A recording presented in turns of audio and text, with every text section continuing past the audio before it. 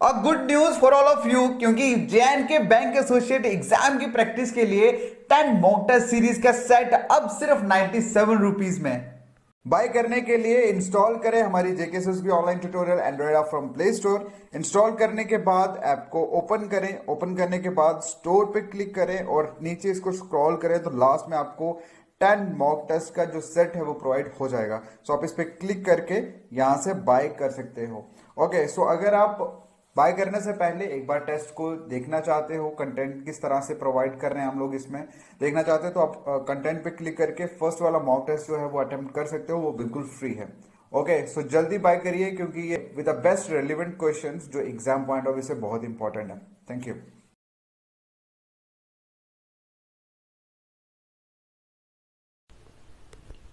चलो guys, next question करते हैं कोडेड फॉर्म का। कोडेड फॉर्म में 3 ही फॉर्म है।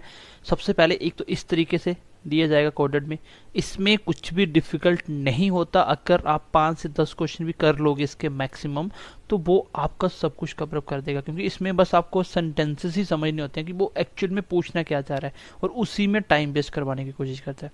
जो दूसरी तरह से कोडेड फॉर्म था, जिसमें एक सेंटेंस लिखा होता है, उसके कोड दिए होते थे। इस तरह से 3-4 सेंटेंसेस हो गए और 3-4 कोडेड हो गए उनके।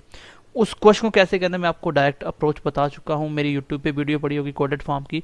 1 मिनट में 5 क्वेश्चन हो जाते हैं वो, अगर आपने 10 क्वेश्चन भी ईमानदारी से लगाए हो। सेम इस पैटर्न के भी 5 क्वेश्चन आप इजीली बना सकते हो। इसमें आपको प्रैक्टिस करनी है, सिर्फ मैक्सिमम क्वेश्चन उठा लो, 10-12 क्वेश्चन करो, हो जाएगा।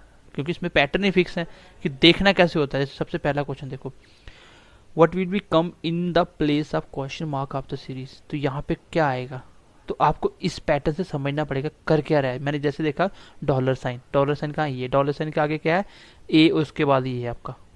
इसका मतलब इसको रिप्लेस किया हुआ है, मतलब पहला कॉमन दूसरे तीसरे को रिप्लेस करना है। अगला क्या है, इक्वल टू। इक्वल टू कहाँ, इक्वल टू के बाद F4 6 आना चाहिए, लेकिन 6 पहले लिख दिया, मुझे पैटर्न समझ आ गया।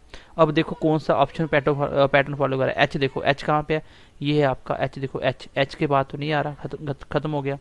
दूसरा ऑप्शन देखो 4, 4 कहाँ है, 4 4 4 4 4 4 4, देखो देखो देखो, ये है 4। 4 के बाद ये जू, जू उल्टा होना चाहिए था, लेकिन यहाँ पे तो है ही नहीं। अगला देखो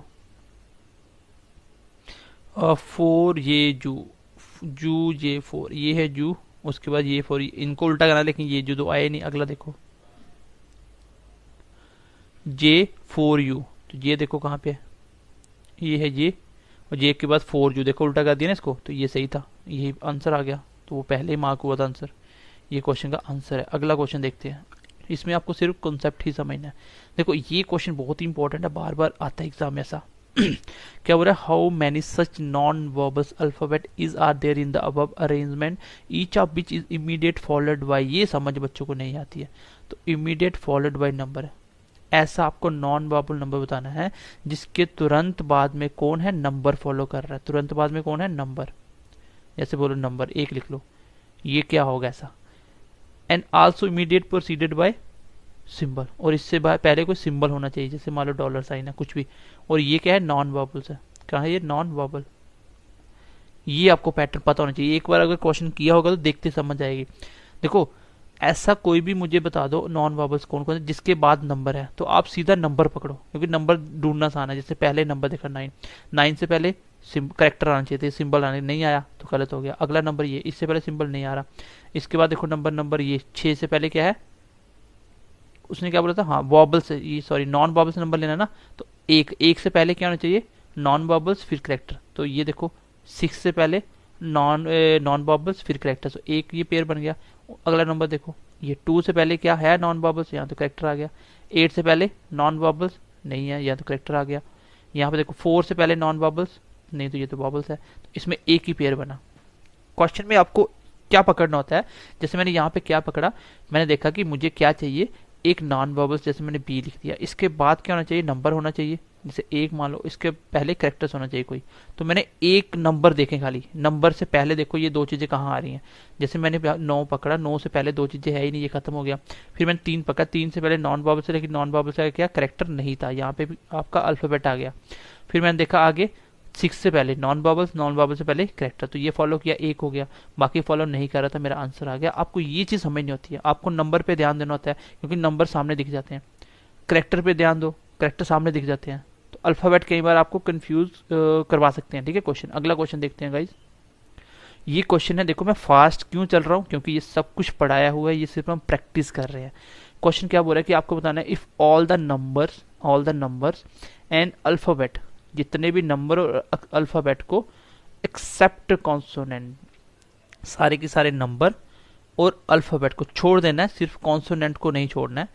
आर ड्रॉप्ड है ना, वो रहा ना, आपके नंबर और अल्फ़ाबेट को छोड़ देना है, एक्सेप्ट किसके, कॉन्सोनेंट को छोड़ के। फिर बताओ 13वें नंबर कौन है लेफ्ट से, तो देखो 13वां नंबर मैं काउंट करता हूँ। आपको क्या बोला गया है कि कॉन्सोनेंट नहीं छोड़ना है, इसको काउंट करो, एक नंबर छोड़ देना है, एक, ये दो, यहाँ पे बॉबल्स है, उसने क्या बोला है कॉन्सोनेंट को छोड़ के सब छोड़ना है, तो ये छोड़ना पड़ेगा आपको।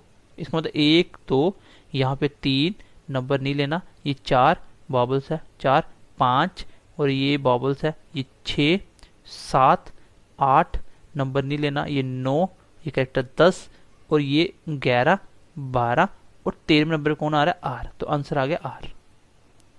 देखो क्वेश्चन क्या बोल रहा था कि आपको क्या करना है, सारे के सारे नंबर और सारे के सारे अल्फ़ाबेट को छोड़ देना है, सिर्फ कॉन्सोनेंट को नहीं छोड़ना आपको। इसका मतलब कॉन्सोनेंट काउंट होंगे, बाकी देखो मैंने नंबर इसको काउंट ही नहीं करा, यहाँ पे बॉबल्स आ रहा है मैंने छोड़ दिया, नंबर मैंने काउंट नहीं करा। तो फिर इस तरीके से 13 नंबर पे कौन आता है ये आपको बताना था। तो मेरा आंसर कितना आ गया, आर आ गया। आगे चलते हैं क्वेश्चन नंबर नेक्स्ट। देखो इसमें तो आपको बस 10 क्वेश्चन लगाने हैं, अपने आप पता चल जाएगा क्वेश्चन कैसे आते हैं। ठीक है, चलो ये क्वेश्चन क्या बोल रहा है, how many such symbols are there in the above arrangement, each of which is immediate followed by vowels and also immediate preceded by number. मतलब पहले नंबर और ऐसे बीच में करेक्टर कौन सा है जिसके बाद क्या है, फॉलोड बाय वॉबल्स। ये सिनेरियो ढूंढनी है, मतलब नंबर के बाद करेक्टर फिर वॉबल्स। देखो नंबर, ये है नंबर, नंबर के बाद करेक्टर, करेक्टर के बाद वॉवल्स, एक हो गया। फिर नंबर के बाद करेक्टर, करेक्टर के बाद वॉवल्स, दो हो गए। फिर नंबर के बाद, आपके नंबर के बाद करेक्टर, करेक्टर के बाद वॉवल्स नहीं है। फिर नंबर के बाद करेक्टर और वॉवल्स नहीं है। फिर नंबर के बाद करेक्टर नहीं है। तो एक ही, दो ही इसके पैटर्न है, ये दो ही इसका आंसर आएगा। चलो आगे बढ़ते हैं, क्वेश्चन देखो।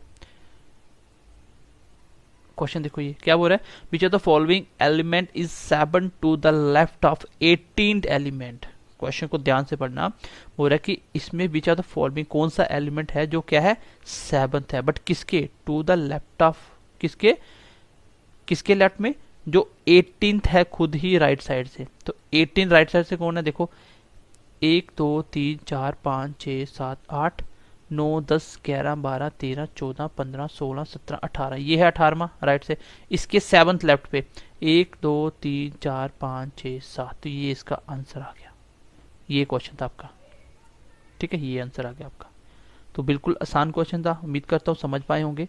5 नंबर का क्वेश्चन है, इसमें सिर्फ और सिर्फ क्या करता है वो, आपको जो आपके स्टेटमेंट नीचे लिखे होते हैं क्वेश्चन में उसको समझना जरूरी होता है। आप उसको कितनी जल्दी कैच कर पा रहे हो और कितनी जल्दी क्वेश्चन में इंप्लीमेंट कर पा रहे हो। क्वेश्चन बिल्कुल डिफिकल्ट नहीं होता, ये गाइस आसान होता है। और ऐसा क्वेश्चन 5 नंबर का आपको आएगा जहां तक मुझे लगता है आपके बैंक एसोसिएटेड एग्जाम में, क्योंकि इस एग्जामिनर का मेन मोटिव होता है कि बच्चों को टाइम किस तरीके से वेस्ट करवाना है, क्योंकि जो टाइम को मैनेज कर पाएगा वही सिलेक्शन लेगा। तो आपको उन चीजों को पकड़ना है कि एग्जामिनर कैसे क्वेश्चन बार बार डालता है। ये जो प्रोसीडेड वाला, फॉलोड वाला, ये क्वेश्चन बार बार आता है, तो इसको अगर एक बार पकड़ लोगे कैसे करना है, 10 क्वेश्चन पे प्रैक्टिस कर लो, इसके सारे टाइप समझ आ जाएंगे, स्पीड भी आ जाएगी। एक लॉजिक पकड़ लेना था, जैसे मैं नंबर क्यों देख रहा हूँ, क्योंकि नंबर को ढूंढना आसान है। मैं देखा नंबर के बाद सिंबल, सिंबल के बाद वॉबल्स होना चाहिए, तो ये मैं ढूंढना मेरे लिए आसान था, मैंने जल्दी क्वेश्चन। ओके गाइस, ये थी आज की क्लास और उम्मीद करता हूँ आज की क्लास में भी आप काफ़ी कुछ सीख पाए होंगे। आज की क्लास में कुछ अच्छे क्वेश्चन थे। देखो आप जब तक अच्छे क्वेश्चन नहीं करोगे आपका दिमाग उस साइड तक वो जाएगा ही नहीं, आपके दिमाग में वो चीज़ें एकदम से क्रैक नहीं करेंगी। तो चीज़ों को अच्छे तरीके से पढ़िए, मेहनत करिए, दिन की एटलीस्ट 10-15 पजल्स बनाइए डेली की। बिलीव मी, आप एक हफ्ते के अंदर इतने फास्ट हो जाओगे, जो आपको एग्जाम में क्वेश्चन आएंगे पजल्स के, आपको बिल्कुल बच्चों वाली लगेंगी और आप उसको 1-1.5 मिनट में बना लोगे। फिर आपको खुद भी बिलीव नहीं होगा कि ये बना 1 मिनट में बन गया, तो आपको लगेगा मैंने गलत करा, फिर आप उसको फिर से करोगे। तो ये चीज़ें होती हैं जब आप प्रैक्टिस करते हो।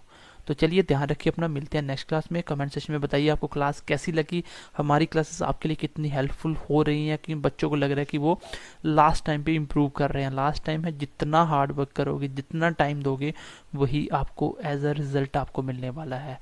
सो bye bye, take care, God bless you.